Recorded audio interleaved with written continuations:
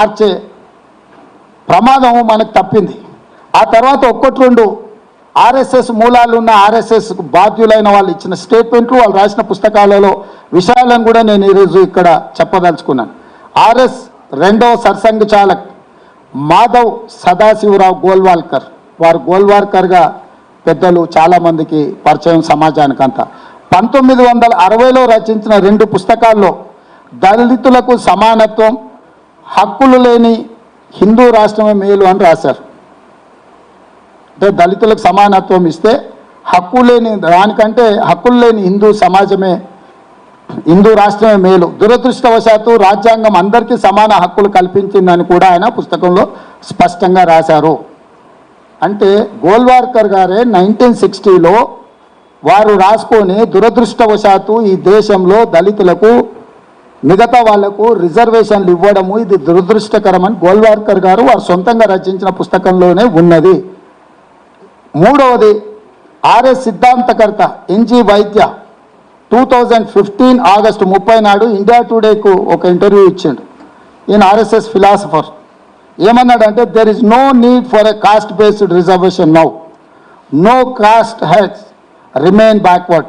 At the most, continue reservation for SC, ST for only 10 years. After that, abolish completely.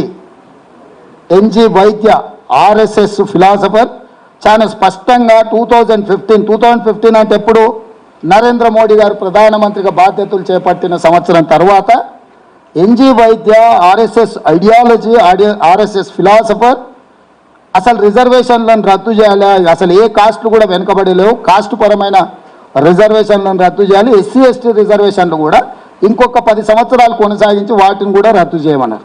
వారు ఎప్పుడు చెప్పిండ్రు? 2015లో చెప్పిండ్రు. ఇప్పుడు 2025 వస్తుంది కాబట్టి దాన్ని దృష్టిలో పెట్టుకొని ఇప్పుడు రిజర్వేషన్లు తీసేయాలనేది వాళ్ళ ఉద్దేశము. దీనికి సంబంధించి క్లియర్గా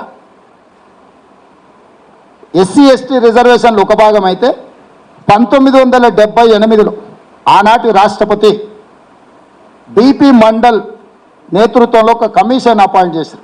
ఈ దేశంలో ఉన్న వేలాది బలహీన వర్గాల కులాలను అంచనా చేసి వాళ్ళ స్థితిగతులను పరిశీలించి పూర్తి స్థాయిలో గ్రౌండ్ నుంచి రిపోర్ట్ తయారు చేసుకొని ఒక నివేదిక ఇవ్వండి వాళ్ళ రిజర్వేషన్ల విషయంలో, వాళ్ళ ఆర్థికపరమైన అంశాల మీద. బిపి మండల్ ఇచ్చిన కమిషన్ నివేదికను 1990లో విపి సింగ్ మండల్ కమిషన్ పేరు మీద 52% బీసీ జనాభా ఉన్నది, వాళ్ళకి 27% రిజర్వేషన్లు రికమెండ్ చేస్తున్నామని వారు ఇచ్చిండ్రు.